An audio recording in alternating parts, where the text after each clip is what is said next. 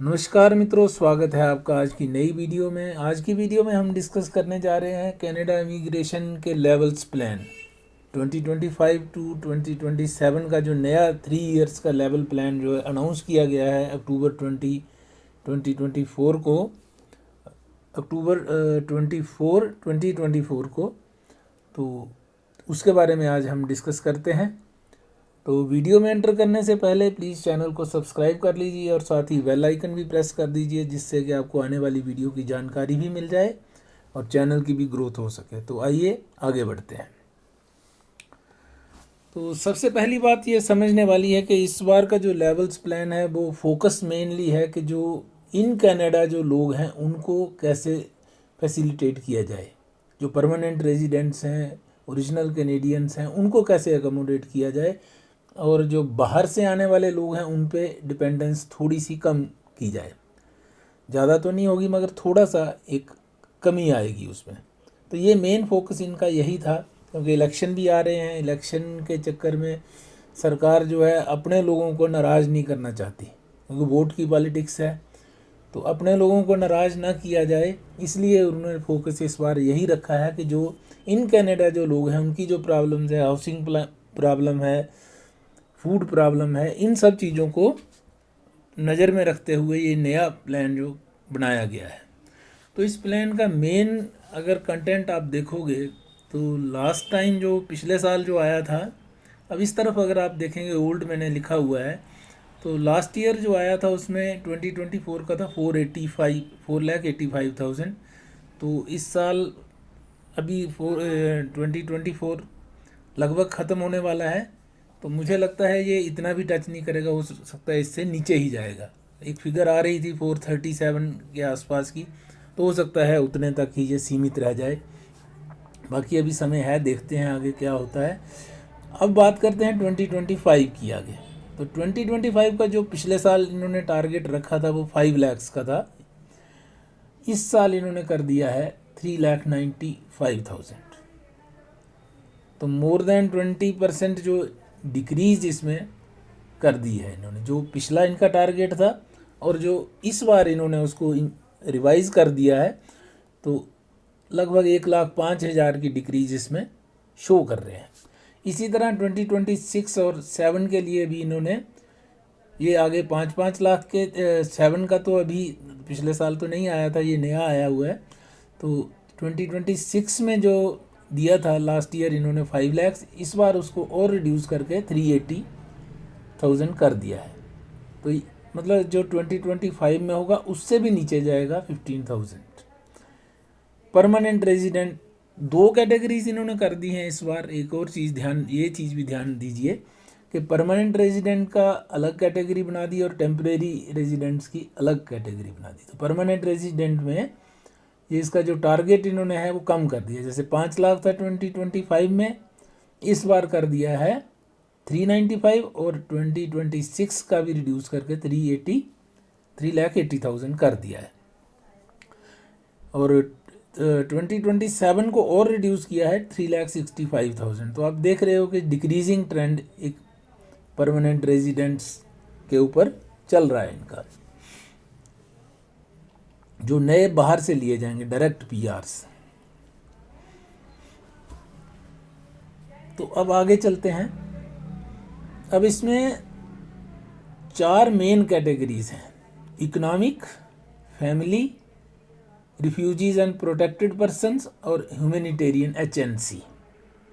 ये 4 main categories हैं। तो मेन कैटेगरीज के अंदर सब कैटेगरीज हैं। इसमें फेडरल इकोनॉमिक प्रायोरिटीज़ आ जाएगा। फेडरल इकोनॉमिक प्रायोरिटीज़ में 41,700 इन्होंने रखा है। और इन कनाडा फोकस जो है 82,980 कैंडिडेट्स का है। Federal business 2,000, economic pilots, care givers, agri food, economic mobility pathways के लिए 10,920। AIP में 5,000 है, PNP में 55,000 है।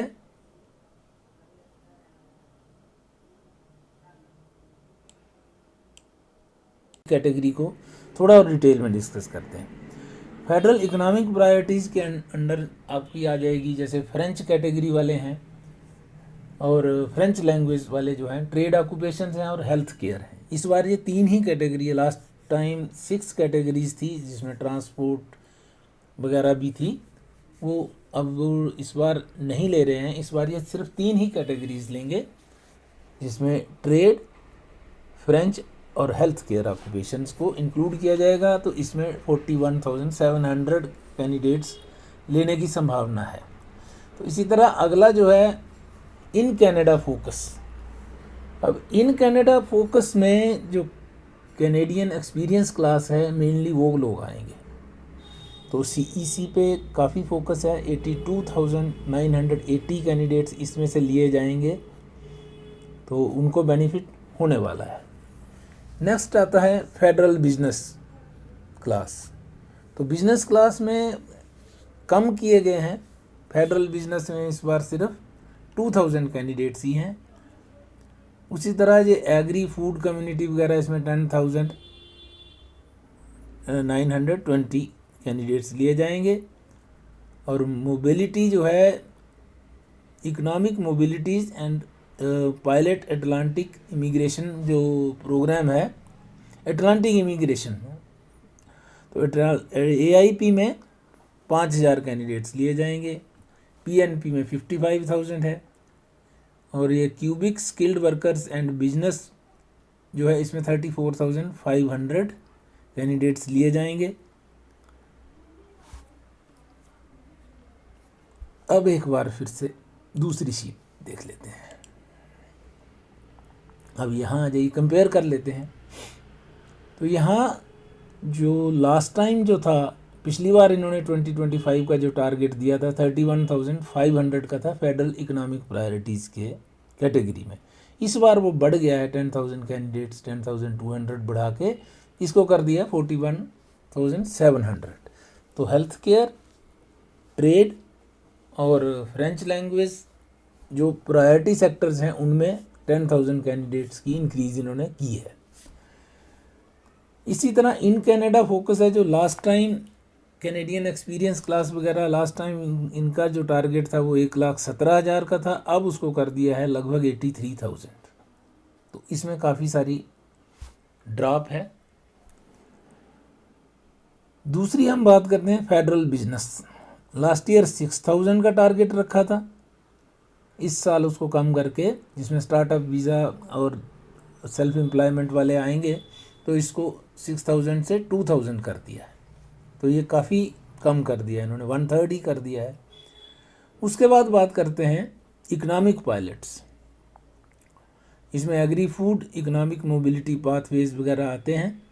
तो इसमें 14,000 था, 14,750, और इस बार इन्होंने डिक्रीज़ करके इसको कर दिया है 10,920। तो लगभग 4,000 की डिक्रीज़ इसमें साफ दिखाई दे रही है। उसके बाद है AIP में लास्ट टाइम 8,500 था टारगेट जो पहले रखा था, अब उसको और डिक्रीज़ करके 5,000 पे ले आए हैं। अगली कैटेगरी में सबसे ज़्यादा मार पड़ी है और वो है PNP, प्रोविंशियल नॉमिनी प्रोग्राम। अब जो PNP के भरोसे बैठे थे, उनको भी थोड़ा सतर्क हो जाना पड़ेगा। स्कोर आपको और बढ़ाना पड़ेगा। जैसे 600 समथिंग पे अगर PNP लगती थी, तो आगे आने वाले समय में हो सकता है और ऊपर जाए। इस साल जैसे इस बार जो है 791 का कट ऑफ स्कोर रहा है, तो जनवरी ऑनवर्ड्स ये स्कोर जो है और ऊपर जा सकता है। रीज़न भी कि लास्ट टाइम इन्होंने इसका टारगेट रखा था 1,20,000 और 24 का टारगेट था 1,10,000। तो 1,10,000 जो 24 का टारगेट था, उसके मुकाबले में अगर हम देखें 25 का जो टारगेट है 55,000, मतलब डायरेक्ट हाफ। और इन्होंने 25 का जो पिछली साल इन्होंने टारगेट दिया था 120 का, उसके मुकाबले में और कम हो गया है 55,000 पे।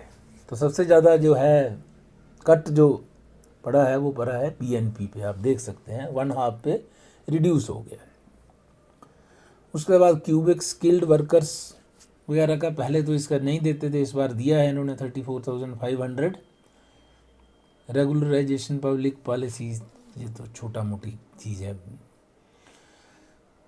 तो ये इकोनॉमिक कैटेगरी में 2,32,150 कैंडिडेट्स लेने का इन्होंने एक टारगेट रखा है, जबकि ये 2024 जो चालू साल है इसमें 2,81,000 का था। अब कम हो के ये अगले साल में 232,000 रह जाएगा, जबकि टारगेट जो था पिछले साल का जो टारगेट था 3,01,000 पहले इंक्रीज शो हो रही थी, लेकिन अब उसके बजाय उसको डिक्रीज़ कर दिया। रीज़न वही है जो आप जानते हैं, वहाँ पे क्राइसिस भी है, लोगों के पास जॉब्स नहीं है, अकोमोडेशन नहीं है, अकोमोडेशन अगर है तो बहुत महंगी है, नया घर खरीदने की बहुत मुश्किल आ रही है, और बच्चों को जो खासकर स्टूडेंट्स वीज़ा पे हैं उनको ना काम है और ना अकोमोडेशन है। टेंटों में लोग गुजारा कर रहे हैं, कई वीडियोस हमने देखे उसमें टेंटों में गुजारा करना पड़ रहा है, और वो भी सबको नसीब नहीं हो रहे, तो बहुत मुश्किल है, किन हालात में गुजरना पड़ रहा है। उसके लिए एक ये अच्छा स्टेप भी है कि उतने ही बच्चे या वर्कर्स लाएं जो कि सर्वाइव कर सकें उस हार्श कंडीशंस में। तो अब बात करते हैं अगली कैटेगरी जो फैमिली कैटेगरी है। फैमिली कैटेगरी में फर्स्ट सब कैटेगरी है स्पाउस, पार्टनर्स एंड चिल्ड्रन। जो इस साल का जो इनका टारगेट था 82,000 का, उसके मुकाबले भी कम हुआ है, 70,000 पे आया है। अगले साल का टारगेट 70,000 कर दिया है, इस साल 82,000 था, और टारगेट जो अगले साल का दिया था 2025 का वो 84,000 था, मगर अब देखिए ये 70,000 पे ले आए हैं, तो इसको और कम किया है। इसी तरह parents and grand parents 34,000 targeted था, जिसको कि 24,500 पे ले आए हैं, तो 10,000 की यहाँ भी एक डिक्रीज़ है। और इस साल का जो टारगेट इनका था वो 32,000 था, अगले साल का 34 था, तो अब दोनों के कंपैरिजन में भी 24,000 काफ़ी डाउन है। टोटल फैमिली सेक्टर में अगर हम देखें तो इसमें 118,000 का टारगेट था 2025 का, 24 का 1,14,000 था, और अब इसको रिड्यूस करके 25 का टारगेट जो है 94,500 पे कर दिया है, तो लगभग 25,000 के करीब कैन जो है कम हो गया है। तो ये भी एक काफ़ी बड़ी ड्रॉप है। तो फैमिली वीज़ा जो लगाने वाले थे उनके लिए भी थोड़ा सा ये मुश्किल होने वाली है। कुछ मतलब एडिशनल स्किल्स अगर होंगे फैमिलीज़ में तभी पॉसिबल हो पाएगा। स्पाउस वीज़ा वगैरह पे पहले ही थोड़ा सा कट लग रहा है और रिस्ट्रिक्शंस भी ज़्यादा हो रही हैं, तो इसमें थोड़ा सा आपको ध्यान देने की ज़रूरत है। नेक्स्ट आता है refugees and protected persons. Protected persons in Canada and dependents abroad. इस साल का टारगेट 24 का टारगेट इनका था 27,000 का, और इसके मुकाबले भी यहाँ 20,000 ही टारगेट रखा है अगले साल के लिए, और जो अगले साल का टारगेटेड इनका 29,000 था उसके मुकाबले तो बहुत कम हो गया है 20,000। तो रिफ्यूजीज़ में भी फ़र्क आएगा, प्रोटेक्टेड पर्सन जो है इन रिफ्यूजीज़ में फ़र्क आएगा। इसी तरह 15,250 टारगेट था रीसेटलर रिफ्यूजीज़ गवर्नमेंट असिस्टेड। जो सरकारी असिस्टेड लोग थे, जो सरकार की तरफ से जिनको ग्रांट वगैरह मिलती थी, उनका कोई चेंज नहीं है। 15,000 का पहले था, 15,000 का ही अब है। इस साल 21,000 का था, उसके मुकाबले में ये पहले ही एक्चुअली पिछले साल ही इन्होंने टारगेट कम कर लिया है, तो उसी पे इन्होंने वही बेस रख लिया है। फिर आता है रीसेटल्ड रिफ्यूजीज़ जो प्राइवेट स्पॉन्सर्ड, प्राइवेट जैसे कुछ ऑर्गेनाइजेशन स्पॉन्सर कर लेती हैं, कुछ प्राइवेट इंडस्ट्री या प्राइवेट बिजनेस जो हैं वो स्पॉन्सर कर देते हैं, तो उनको उनकी पोजीशन ये है कि 28,250 का उनका टारगेट था पहले, अब कर दिया है 23,000 का। तो इसमें टारगेट पहले ज़्यादा था, अब टारगेट भी कम किया है। और इस साल का भी 27,750 था, उसके मुकाबले भी आगे इन्होंने इसको रिड्यूस कर दिया है। फिर ये आ गए 250 100, तो इनको ठीक है जी, नॉमिनल सा है।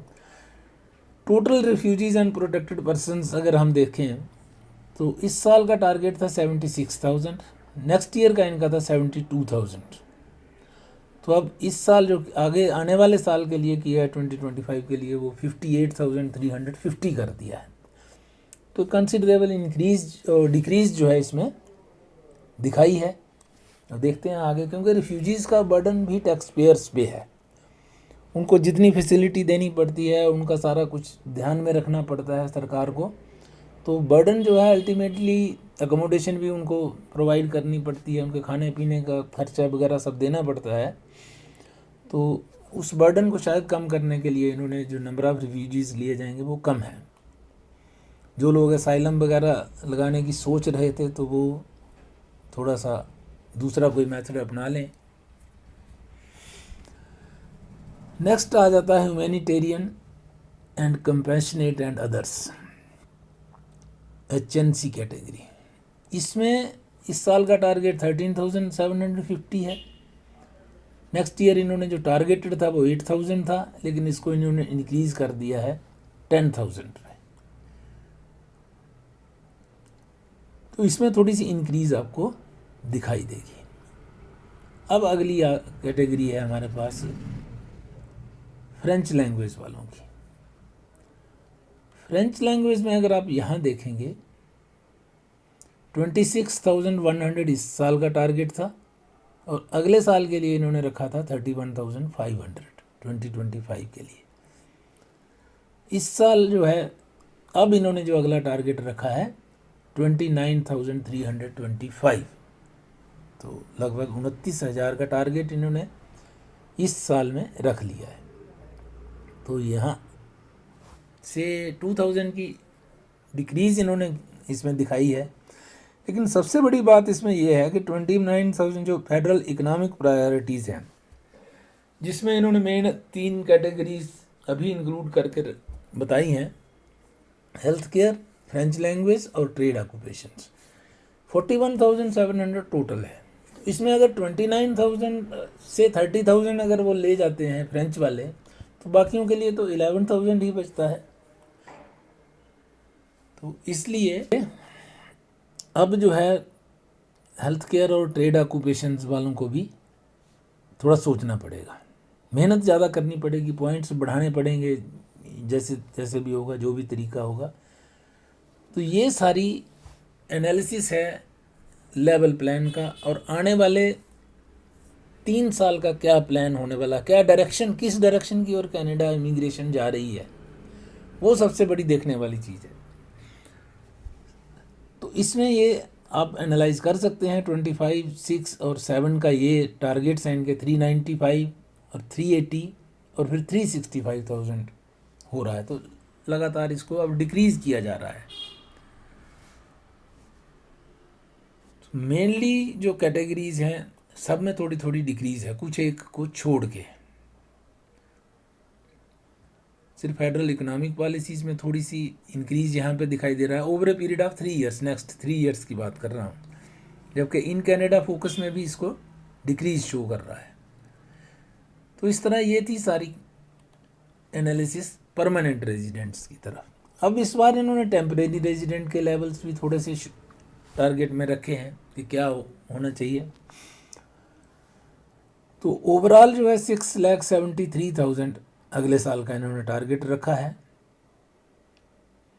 उसमें इंटरनेशनल मोबिलिटी प्रोग्राम के अंदर 2,85,750 और टेम्परेरी फॉरेन वर्कर्स प्रोग्राम के अंडर 82,000। तो टोटल जो लिए जाएंगे इस कैटेगरी में IMP और TFWP में 3,67,750 से 3.25 लाख लोग ये आएंगे। और दूसरा जो कैटेगरी है, दूसरे हैं स्टूडेंट टेम्परेरी वर्कर्स की। ये 3 इन्होंने मेन कैटेगरीज बनाई हैं, एक इंटरनेशनल मोबिलिटी प्रोग्राम और टेम्परेरी फॉरेन वर्कर्स प्रोग्राम। 2,85,000 ये हो गए, 82,000 ये हो गए, तो टोटल ये हो गए 367 और 3,05,900 से 3,06,000 ही हो गया। ये कैंडिडेट्स स्टूडेंट्स लिए जाएंगे, जबकि ये 5 लाख से ऊपर ही होता था पिछले सालों की अगर हम देखें, एनालाइज करें तो ये 5-6 लाख तक भी जा रहे थे स्टूडेंट्स का। तो इसीलिए स्टूडेंट्स को प्रॉब्लम भी थी, फिर उनका मिसयूज़ भी हो रहा था, तो दिक्कत बहुत हो रही थी उनको। इतना पैसा लगा के बच्चे जाते थे और वहाँ जाके फंस जाते थे, ना पेरेंट्स को बताने के लायक, ना खुद कुछ करने लायक, तो गलत सलत धंधों में पड़ रहे थे। तो अब इन्होंने उसको रिड्यूस किया है, लगभग आधा कर दिया है। तो ये एक अच्छी बात भी है। उतने ही कैंडिडेट्स लो जिनको आप अकोमोडेट कर सको। अगर उनको ना जॉब दे सकते हो, ना उनको अकोमोडेशन दे सकते हो, तो बच्चे जो जहाँ पे इतने अच्छे तरीके से अपनी लाइफ जी रहे थे, वहाँ जाके टेंटों में रहना पड़ रहा है और खाने पीने को कुछ नहीं है, तो बहुत मुश्किल वाली बात है। तो उस चीज़ से बचने के लिए ये एक बहुत अच्छा स्टेप है कि उतने ही बच्चे बुलाए जाएं जितने अकोमोडेट कर सके। तो ये थी इस कनाडा लेवल्स प्लान की बात। तो आपने अब तक एनालाइज कर ही लिया होगा कि कनाडा किस डायरेक्शन की ओर बढ़ रहा है। क्राइसिस है, उनकी इकानमी में भी क्राइसिस है, जॉब्स नहीं है, अकोमोडेशन नहीं है। तो अब जिसको भी प्लान करना है तो थोड़ा सा सोच समझ के और अपने पॉइंट्स बढ़ाइए। जिन जिन कैटेगरीज़ में अब इनका फोकस है कनाडा वालों का, उन कैटेगरीज़ में आप ट्राई करिए, तो काम आपका बन सकता है। और अपने आप को 2-4-6 महीने के लिए सस्टेन करने के लिए फंड्स वगैरह भी आपके पास होने चाहिए, तभी आप सस्टेन कर पाओगे। जाते ही जॉब मिलने वाली सिचुएशन अब कनाडा के अंदर नहीं है और ना आने वाले समय में दिख रही है संभावना। तो आप लोग जो है कुछ अगर सस्टेन कर सकते हो तभी कदम उठाएं, वरना अपने अपने देश में टिके रहिए। तो इसी नोट के साथ आज की वीडियो यहीं एंड करते हैं। मिलते हैं आपसे अगली वीडियो में, तब तक के लिए नमस्कार। और जाते जाते ये बात ज़रूर कहेंगे कि जिन्होंने चैनल को सब्सक्राइब नहीं किया वो चैनल को सब्सक्राइब कर लें और बेल आइकन भी प्रेस कर दें, जिससे कि आपको आने वाली वीडियो की जानकारी भी मिलती रहे और चैनल की ग्रोथ भी हो। तो thanks for watching, have a nice time, see you again in the next video.